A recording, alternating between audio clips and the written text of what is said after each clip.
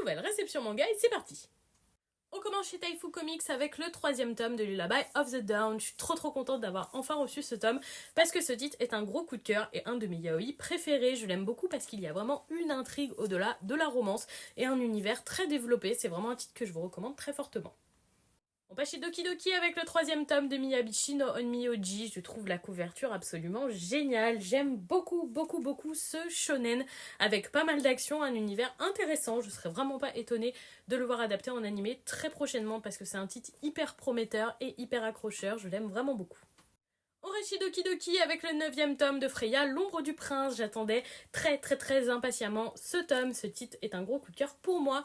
Si vous lisez Nina du Royaume des Étoiles ou Call Game, ce titre vous plaira. Forcément, on est vraiment dans la même idée, dans la même fibre et je l'aime vraiment beaucoup. J'avais trop hâte d'enfin voir ce tome parce que le rythme de parution est un peu lent.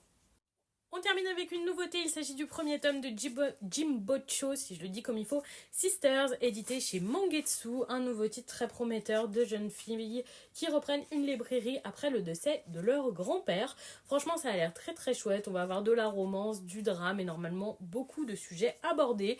La couverture est très chouette et j'espère accrocher. Et voilà pour cette réception, dites-moi si vous avez lu ces titres ou s'ils vous tentent.